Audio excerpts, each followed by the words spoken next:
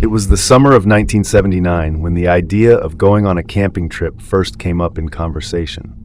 Mark, a close friend of mine since high school, had been griping about his job for weeks.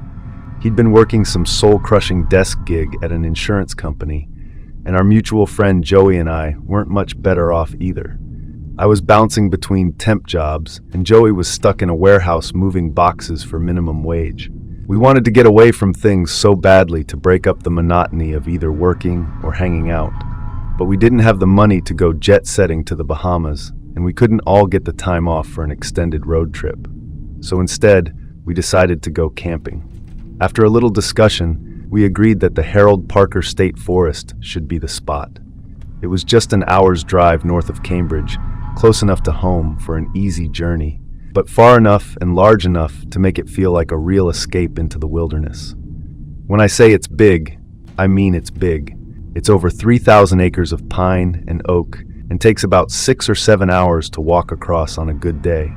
We knew this because we'd been there once before for a day trip a few years back, so we figured 3 nights in early fall would be just right before the weather turned too cold and too wet. We started planning in more detail once the date got closer, pooling our resources to keep our costs down. My old rusted blue hatchback barely passed inspection, but it was due for the trip to the forest.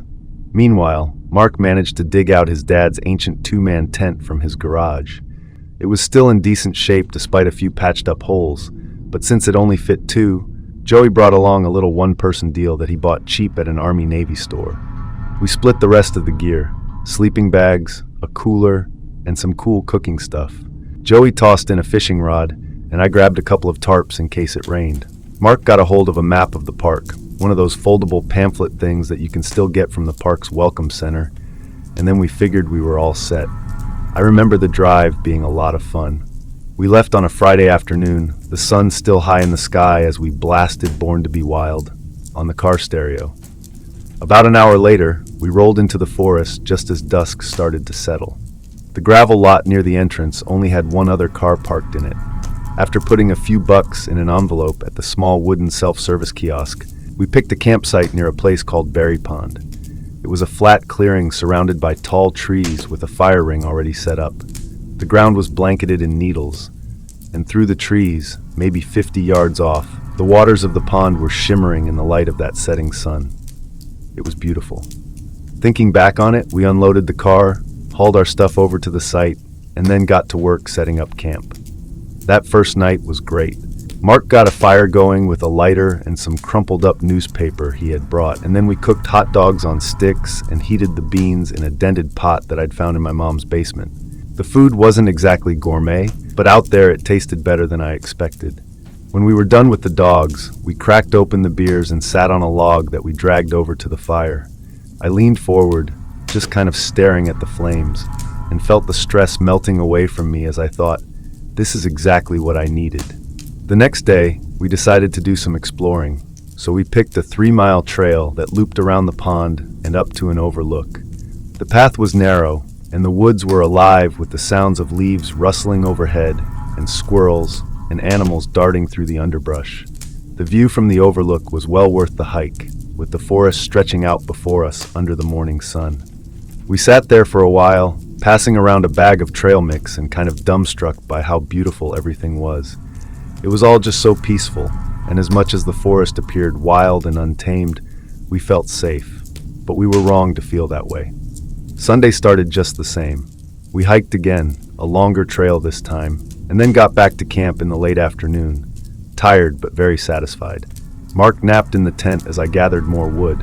After eating while the sun was setting, we figured we had to sleep early since we were so beat from the day's hike. With Joey's tent just this dark lump nearby, I zipped up our own, and then as I got into my sleeping bag, Mark was already snoring beside me. The forest went quiet, just the occasional sound of an animal, and then I drifted off to sleep. But I remember waking up cold. The air in the tent felt damp and cold.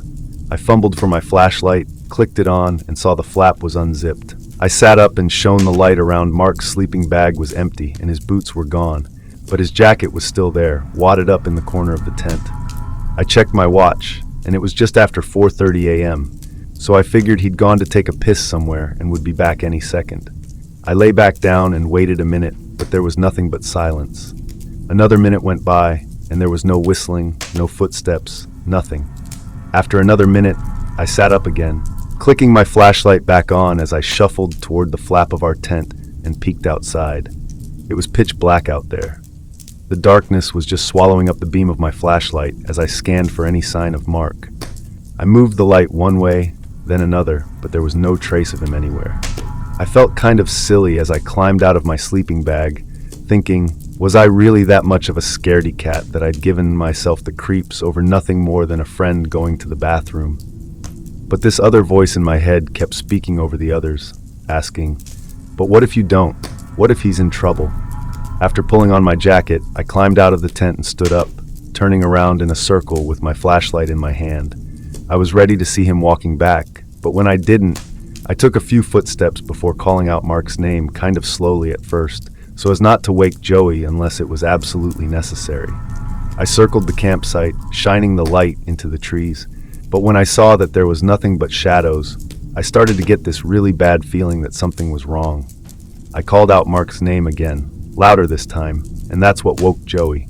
I heard rustling in his tent before he unzipped it, and I turned, trying not to blind him with the flashlight, and he just blinked up at me. His hair was a mess, and then he asked what was going on.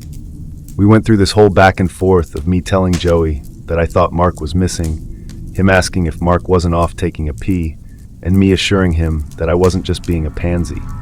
Once he was convinced something was wrong, Joey put on his boots and jacket and climbed out of his tent. We went off searching in different directions at first, circling the campsite at a wider berth while calling out Mark's name. My flashlight cut through the dark, picking out trunks and bushes, but there was no sign of Mark. When we met back at the campsite, Joey suggested Mark might have been sleepwalking. Apparently, he'd done it a few times as a kid, and that one time he made it all the way downstairs and into his backyard. I doubted it, but we widened the circle anyway, moving deeper into the woods. This time, we agreed to stay together. As we walked further into the woods, the ground began to slope downward, with loose roots threatening to trip us up with each step into that darkness. My feet and socks were already soaked, and the night was so chilly that my hands shook, holding that flashlight. The forest felt even bigger now, denser and harder to navigate, but still, we pushed on, yelling for Mark as we went. After about an hour of what felt like walking in circles, Joey suddenly stopped. He pointed his flashlight toward a bush, and something gray was snagged on it. I aimed my own light, and when I did, my heart sank. We both saw the unmistakable sight of Mark's hat, the faded blue one that he'd been wearing the whole trip hanging from the bush's thorns. We stared at it for a second or two, not moving, and then Joey spoke up saying it didn't make sense. We kept moving, each calling out Mark's name again. About 50 feet onward, we found his socks, then the other tossed aside like he had just peeled them off and left them there. Next, we found his jeans crumpled in the dirt, then his t-shirt, and then his boxers, all spread out over the course of maybe 50 to 60 yards and on a very deliberate path. Each of us started trying to make sense of what we were seeing, with Joey asking if I'd seen Mark drinking any liquor or using anything stronger. We drank all that beer we had with us on that first night, but as much as I didn't like seeing him drink, there was no guarantee Mark hadn't been sneaky with a secret fifth of bourbon or something. But even if he had gotten drunk out of his mind in secret, he wasn't the kind of guy to go streaking through the woods in the middle of the night. That just wasn't Mark's brand of humor. I guess we went back and forth like that for a few seconds, calling out Mark's name as loud as we could. Then I think maybe a minute or so later, we saw it. Just ahead of us, lying chest up on the ground, was the lifeless, decapitated body of a young man. Blood soaked the ground around it, having poured from the stump above his shoulders. The cut looked clean and straight too, and the rest of the body looked untouched.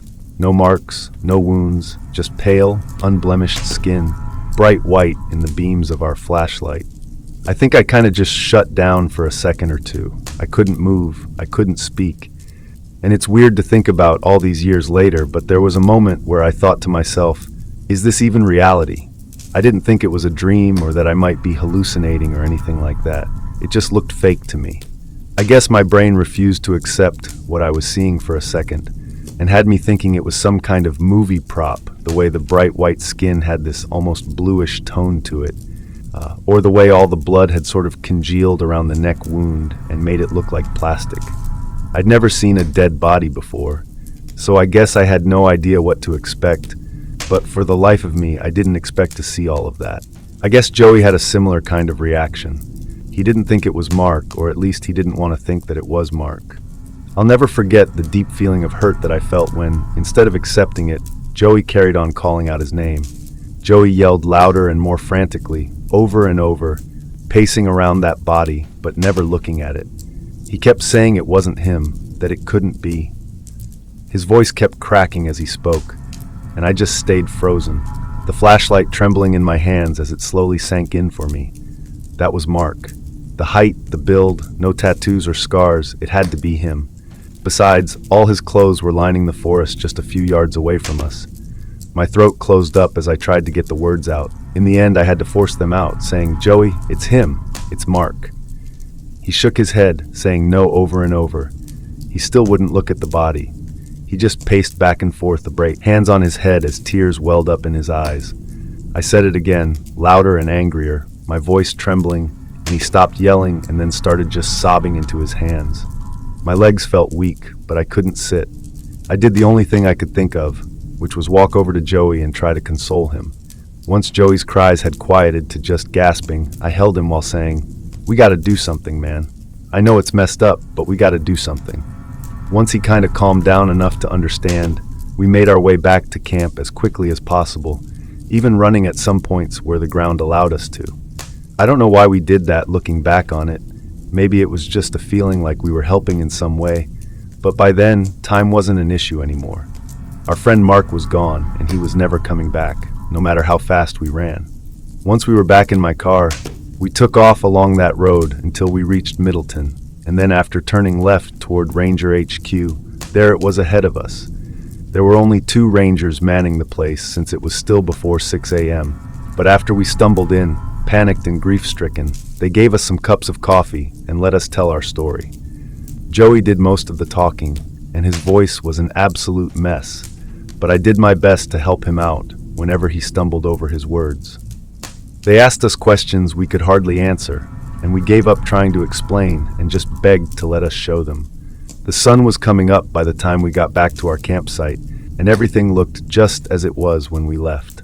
From there, we walked the accompanying ranger out to Mark's body, and when he saw it, all he could do was tighten his jaw. He then turned to us, narrowing his eyes, and asked what happened. I said we didn't know, and that we just found him like that.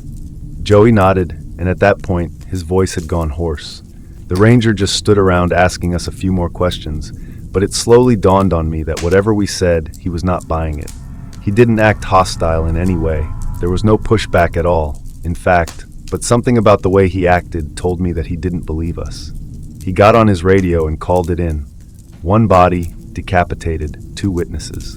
Then he told us that we weren't free to leave yet, and that we were to wait back at our camp. EMTs eventually got there, and then the cops followed in 2 cruisers with their lights flashing silently. I remember they split us up by the tents and Joey near the pond, and then they started to question us. Where were we when it happened? What did we hear? Did Mark have any enemies that knew about this trip? Their questions came on thick and fast, but there was no sympathy or comfort issued. They thought we did it, and I could see it in how they treated us. After we were done talking, we were told that they'd have to bag everything up as evidence. And when I say they took everything, I mean they took everything. Our clothes, our gear, the cooler, both tents, all 3 sleeping bags, and the little knives that we'd used for cooking. We didn't object to any of it. We knew that we'd done nothing wrong, and we just wanted to go home. Once the 2 cops had finished questioning me and Joey, they talked amongst themselves for a while and then told us that we better head to the station with them. We weren't under arrest. They just wanted to question us someplace they could properly record it. Again, we hadn't done anything wrong, so we didn't object, and they drove us to the precinct before putting us in separate rooms. Those interrogation rooms were small and gray, with a metal table and a one-way mirror. A detective sat across from me with a notepad out, asking the same things the 2 uniformed cops did over and over, just in different variations. I told him everything that happened that night, from me waking up and seeing the flap was open, to the search, the clothes, and the body. When I finished, the detective leaned in and asked if Mark and I had fought or if I'd been jealous or angry with him for any reason. I said no, and it was a forceful one too. Me and Mark were best friends. The detective didn't blink.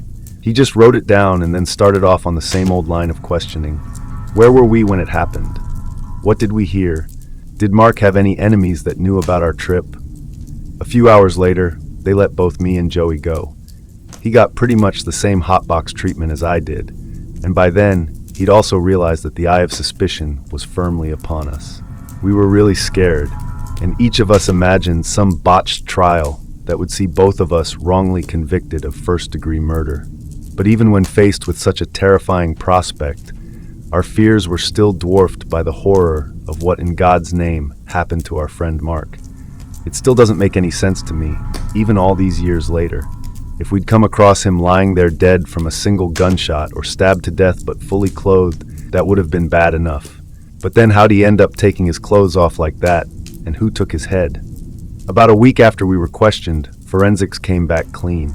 It was good news, but neither me nor Joey ever felt like celebrating it. There was still the matter of Mark's death, and more importantly, who the hell killed him. After many months of obsessively investigating the case, it eventually turned cold. The cops had no weapon, no motive, and there was another thing that stayed missing: Mark's head.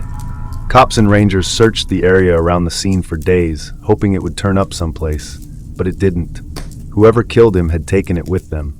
It all feels like a lifetime ago.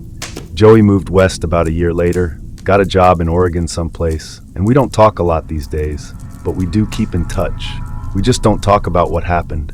I stayed around Cambridge, but I fell apart for a while. I couldn't hold down a job, even stuff like stocking shelves or driving delivery. I'd just blank out mid-shift, see Mark's body again and the blood soaking in the dirt, and then I'd just disappear from whatever I was doing and drink. Days were bad, but the nights were worse. On the off chance that I was sober when I fell asleep, I'd inevitably see Mark walking away from me through the woods, stripping as he went. I'd run after him, calling out his name, but he was never able to hear me. Then when he finally did turn around, he was headless. I'd wake up in a cold sweat with my heart pounding, wondering why I wasn't still back in that tent. Friends eventually drifted off, and my girlfriend too. She stuck around for a year and then bailed when I couldn't open up about what had happened and my drinking problem. I didn't blame her, I still don't.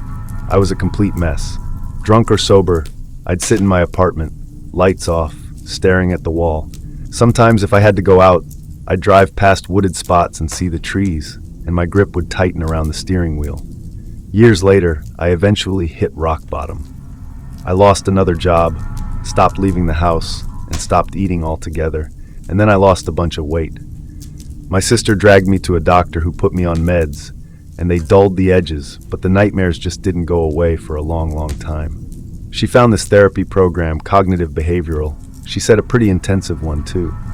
I started in the spring, twice a week, and those therapists were good. They didn't push too hard, and one said writing something could help force me to face it instead of burying it. I could lay it all out, all the details, and maybe it would lose some of its power over me. It worked better with time, just not by much. Mark is still gone, his case has stayed cold, and no one has ever found his head. Who took it or why? I don't go near that state forest anymore, or any wooded area at all for that matter.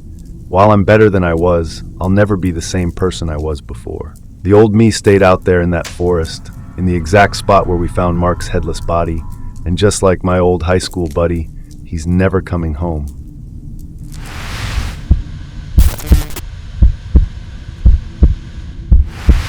I've been looking forward to that camping trip for weeks. My buddies Craig and Tanner had planned it out. Nothing really fancy. It was really just supposed to be a night in the woods. We picked a spot in the middle of nowhere in Tennessee, somewhere deep in the back country where the trees were thick and the roads were complete dirt.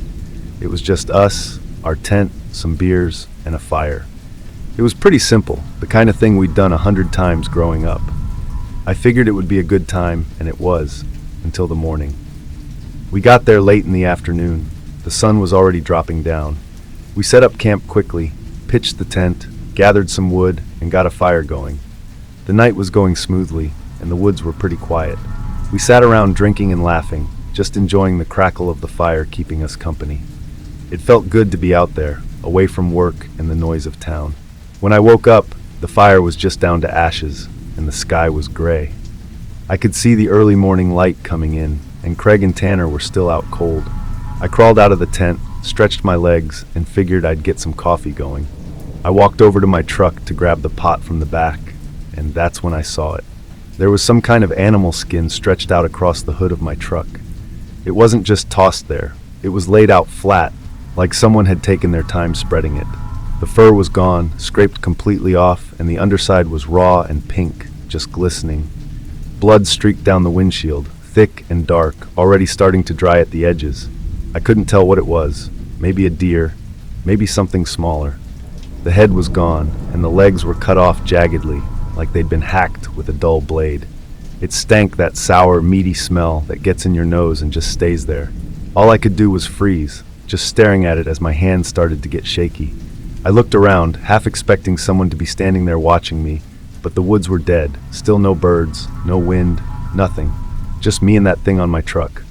I kicked the tent to wake Craig and Tanner, and they stumbled out, groggy. But when they saw it, their faces went white. We didn't say much. We didn't need to. Something was clearly very wrong. We tore down camp fast, threw everything in the back of the truck without folding it up. I grabbed a stick and pushed that skin off the hood.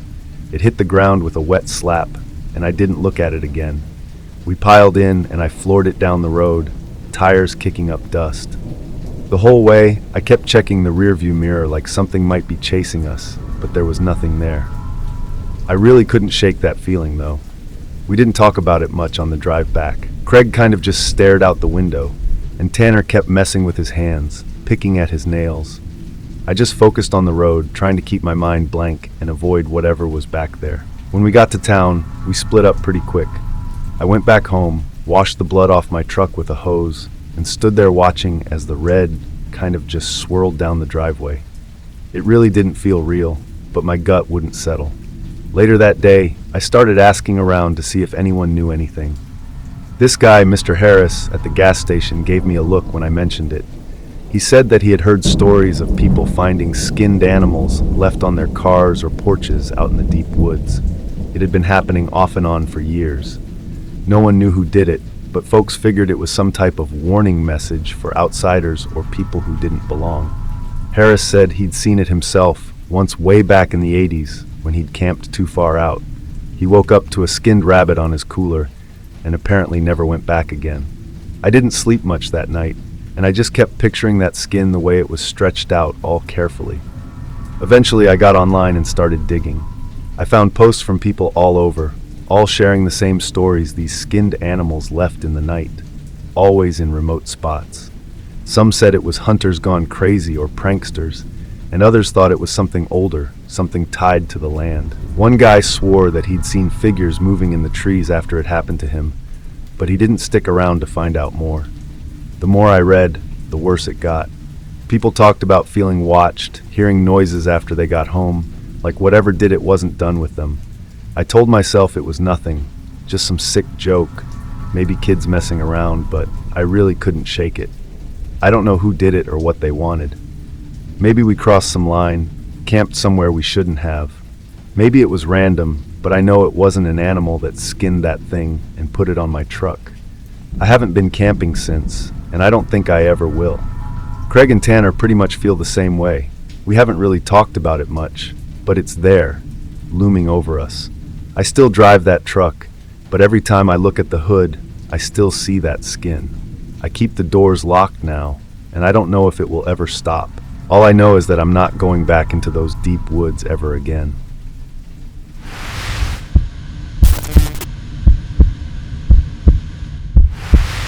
I'd always been drawn to the outdoors, and my buddy Chris felt the same. We'd been friends since we were kids, back when we'd skip class to mess around in the ravines near our neighborhood in Toronto. Over the years, that turned into a ritual. Every summer, we'd pick a spot, pack pretty light, and head out for a weekend of camping. As time went by, we found that we had to raise the stakes to get that same old buzz. We coined the term hardcore camping, which I'm pretty sure is a case of parallel thinking rather than just us being original. But it basically involved no tents or stoves, just ponchos, ground sheets, and whatever we could carry on our backs. We'd bring a little food with us, but in such small amounts that after a couple of days, we'd have to forage and fish and otherwise live off the land if we wanted to eat. It wasn't easy, but that was the point. Then, the year that we were both 24, we chose Algonquin Provincial Park, a massive chunk of forest and lakes up in Ontario, for 7 days of wilderness living. We started out strong. The first day, we hiked 12 miles from the trailhead, cutting through thickets of pine and birch. The air was cool, the sky was patchy with clouds, and after our day's hike, we set up camp near a shallow creek.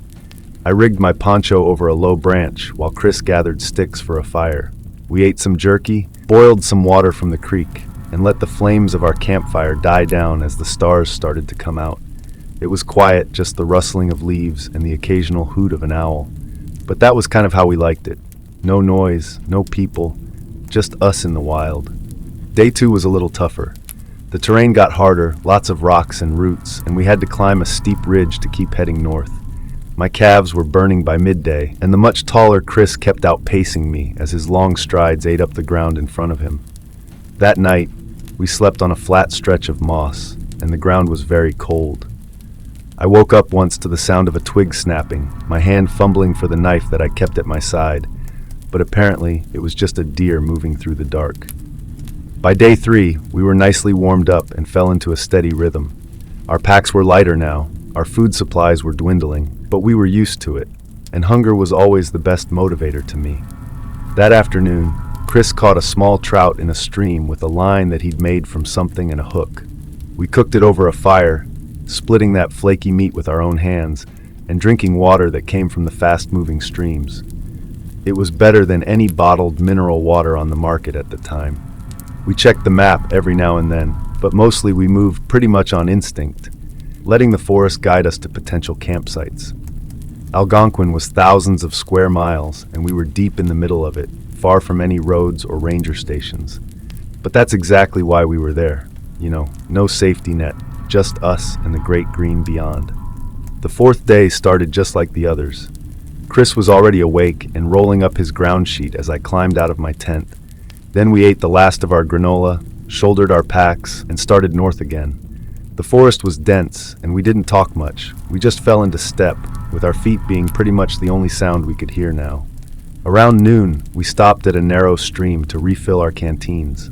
I knelt by the water, splashing some on my face when Chris tapped my shoulder. "You see that?" he asked, pointing off into the distance. I followed his eyes, and there it was. At first, I couldn't see what he was pointing at, but then I saw it was in a shape with too many straight lines to be natural. We grabbed our packs and moved closer, pushing through the underbrush. The trees started to part, and there it was, a building, or more specifically, a church. The walls were old wood, gray and cracked, as if they'd been standing for 100 years or more.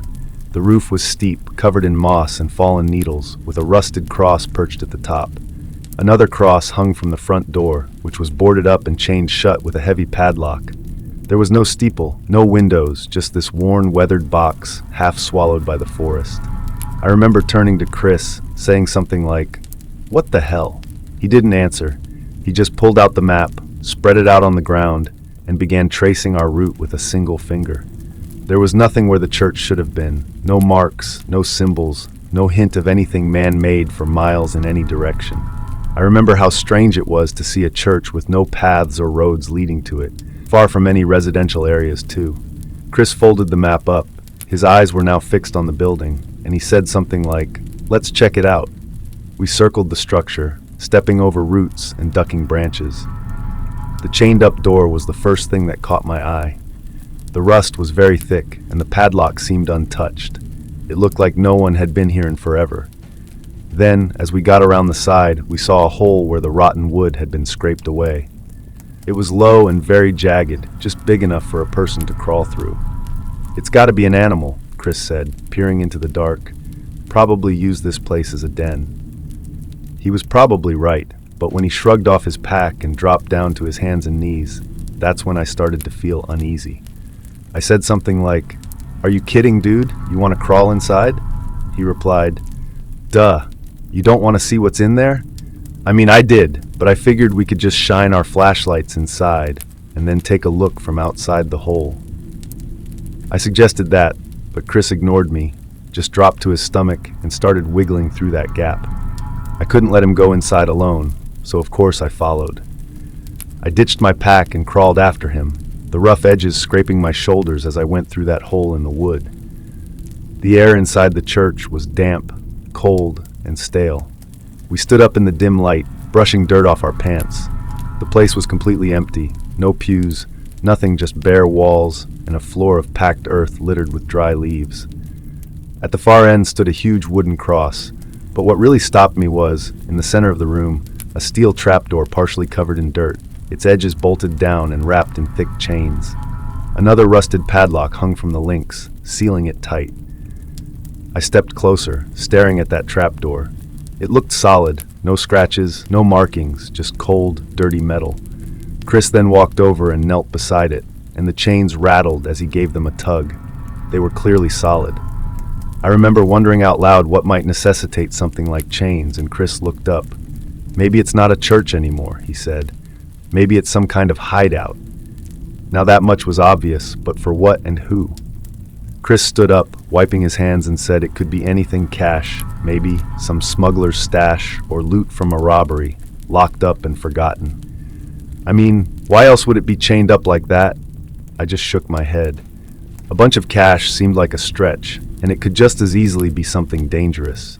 Nuclear waste, chemicals, something toxic people didn't want found.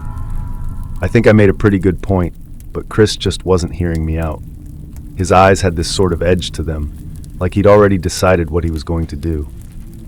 "We gotta get in there, man," he said, heading for the hole in the woods outside. "Let's find something to break the chains." I yelled for him to wait and then grabbed his arm, but he yanked free and crawled out anyway. I just scrambled after him. Now outside, Chris started pacing around the church, kicking at the ground. I asked what he was doing, even though I already knew, and got the exact answer I expected. "I told you I'm looking for a rock," he said, "something heavy enough to smash that lock." But the forest floor was flat, just needles and small stones, and nothing big enough for what he needed. I said he was acting stupid, that even if something was down there, it was a crazy idea to try and go get it. I told him that if he was right and there was cash or jewels locked away in there, they might belong to some gang member, in which case, stealing from someone like that would be like signing our own death warrants. Again, I thought I made a pretty good point, but it was like Chris couldn't hear me. I'd never seen him like that before. He was a spontaneous kind of guy, but he wasn't stupid. I asked him to stop, but again, he just ignored me. "I'll hike till I find something," he shouted, striding off into the trees. "I don't care how long it takes." And that's when I snapped. I ran after him, grabbed his shoulder, and spun him around. I asked him what the hell had gotten into him, and he shoved me back. Then we started wrestling. He might have been taller, but Chris was much skinnier, and it was hard work. I had to shove him against a tree before anyone got hurt. I yelled at him to stop again, to just effing stop, and then suddenly it was like he could hear me again. It was like he came to. He froze and then let go of me, and I stumbled back. Both of us were breathing heavily from some kind of tussling for a bit there. I asked again what the hell had gotten into him, and he looked up. His face was pale and sweaty, and he said he didn't know. I was just like, "Talk to me, man. What's going through your head right now? You didn't eat." Chris repeated that he didn't know, and then, after a second, said that he couldn't stop thinking about that trapdoor, what might be down there, and that he felt like he needed to know. It was the adventure he was looking for. He looked kind of distant as he spoke too, rubbing his temples like he had some type of headache. I crouched beside him, feeling the adrenaline fade as I asked if he was good to keep moving. He nodded, and we just went back to grab our packs. Then we put that weird church behind us. The rest of the trip, though, felt kind of off. We camped 2 more nights and stuck to our routine hiking, foraging, boiling water, but that spark and excitement for being out there was clearly gone. I kept watching Chris, waiting for that weird energy to reappear, but thankfully it didn't.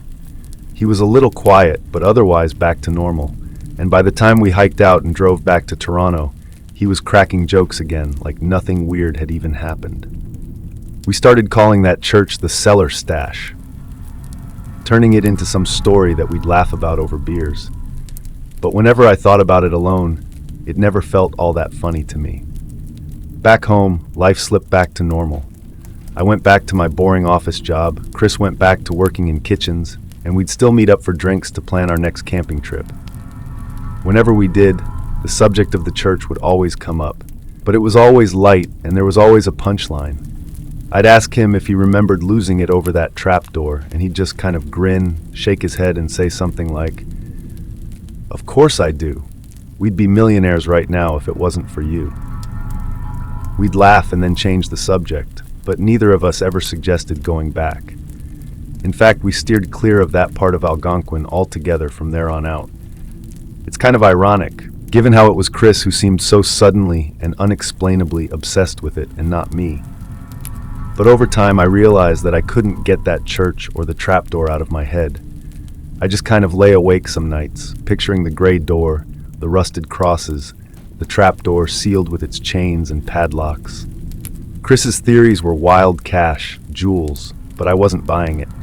Something about the place felt wrong, like it was something way more sinister than some crook's secret stash. I'd think about how Chris acted, how he had that manic edge in his eyes that I'd never seen before, and wondered if it was just him or if it was something in the church or us hiking. I don't know, it did something to him though. Then the months passed, and then a year, and Chris never showed another sign of cracking. To this day, he's been solid as a rock. We went on other trips, smaller ones closer to home, and there was like a sort of unspoken agreement that Algonquin was off the table. I'd scroll through forums sometimes, looking for anything about a church in the park, but nothing seemed to match, no records or stories. It was almost like that place didn't actually exist. And maybe it didn't, not officially anyway. Maybe someone built it out there away from everything for a reason we'd really never know about long, long ago. I told myself it was just an old ruin, a relic of some forgotten time, and that Chris and I had just overreacted.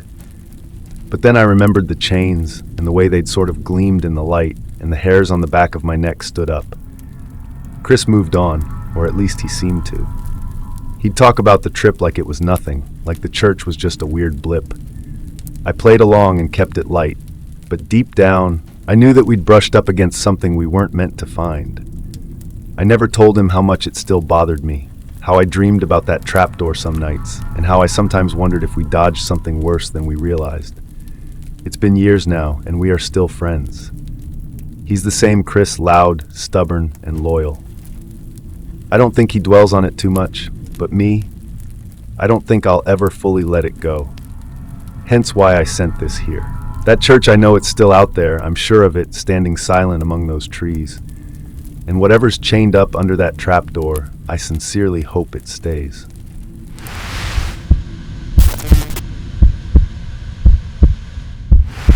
There we went on a camping trip to Haraman State Park.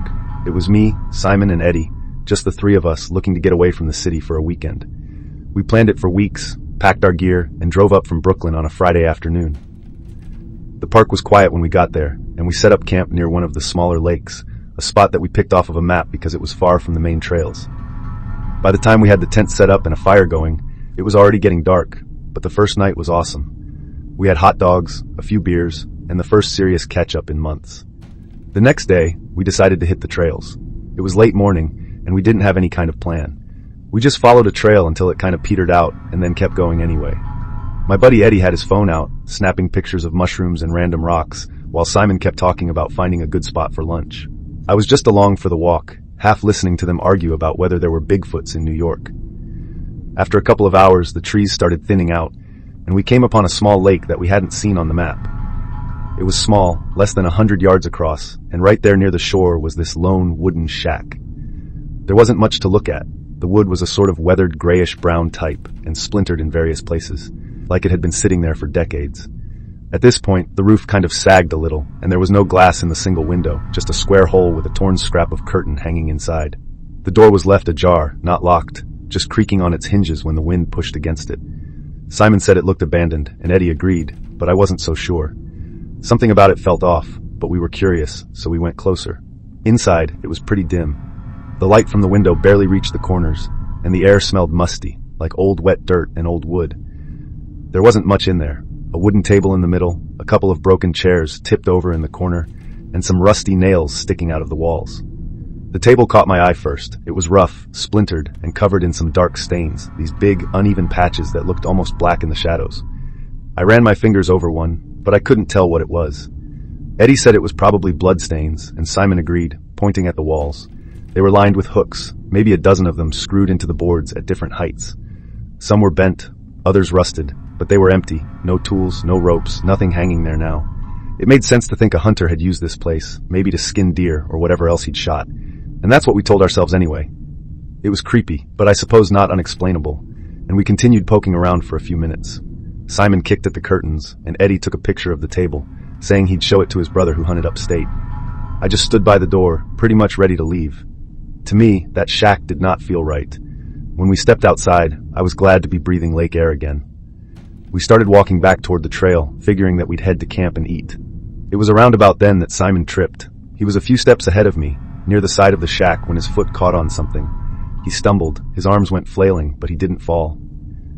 Eddie and I caught up, and there it was, something metal sticking out of the dirt, just an inch or two above the ground. It was dull, rusted in certain spots, and half covered in soil. At first I thought it was a knife, or maybe a hatchet, something a hunter might have dropped and forgotten. Simon crouched down and brushed some dirt off of it, but it didn't budge. He said that it was stuck. Eddie handed me his water bottle and told us to dig it up. I grabbed a stick and started scraping at the dirt, and Simon used his hands, pulling up clumps of earth and tossing them aside. The more we dug, the bigger it got. It wasn't a tool, that much was clear. There was a curved edge and then another, and soon we could see it was hollow inside. After 10 minutes, we had it mostly uncovered. It was a helmet, or at least something that looked like one. The metal was heavy, maybe iron, pitted and rusted but solid. It was tall, pointed at the top like a pyramid, and the front had 2 slits for eyes shaped like crosses, not the kind of crosses that you might see at a church. They were sharper, uneven, like someone had hacked them in with a chisel. The whole thing was strange. It definitely didn't belong here, and it creeped me out just looking at it. Eddie stepped back, asking what it was, and Simon picked it up, actually grunting at how much it weighed. He held it out in front of him, saying something like, looks like a clan hood or something, he said, but metal. I didn't think it was that. The clan didn't wear iron pyramids on their heads, and as far as I knew, it felt older and heavier, like it wasn't meant just for show. Simon turned it over, looking inside, and he said it smelled like rust and mud. Then he smiled and said, "I'm going to put it on." "No, you're not," Eddie said, snatching it from him. He sat on the ground and wiped his hand on his jeans. "It's filthy. At least clean it first." Simon shrugged, but I could tell that he was serious about trying it on later. I didn't like it. The helmet gave me a bad feeling, like it was almost watching us through those cross slits, but I didn't say anything. I didn't want to sound paranoid. We left it there by the shack and headed back to camp. The hike back was pretty quiet, though none of us talked much, and we just kind of kept our eyes on the trail. By the time we got to the tents, the sun was starting to go down low. We built a fire, cooked some pasta on the camp stove, and sat around eating it with some jarred sauce on top. We talked, and before long, that helmet came up again. Eddie said it was probably some art project, maybe a prop from a movie shoot that got left behind. Simon, though, he didn't buy it. "It's too heavy for that," he said. "Why bury it?" I didn't have an answer. I just kept thinking about those stains on the table and the hooks on the walls. The shack didn't feel like some hunter's place anymore, not with that thing outside. But we let it drop and finished eating, staying by the fire until it burned down to just embers. It was after sundown, maybe about 9 or 10, when Simon got up. The sky was dark and there was no moon, just stars and the faint glow of the coals. He didn't say anything, just grabbed his flashlight and started walking off into the trees. "Hey, where are you going?" I called after him. He didn't answer though and just kept going. Eddie and I looked at each other. "He's getting the helmet," he said, and I nodded. We could have stopped him, but we didn't. Simon was gone for a while longer than it should have taken to walk to the shack and back. Eddie started pacing, muttering about how stupid he was for walking off on his own like that, and I just sat by the fire, poking at it with a stick, trying not to think about that helmet sitting out there in the dark. When Simon finally came back, he was empty-handed. He looked pale, and he wouldn't look at us.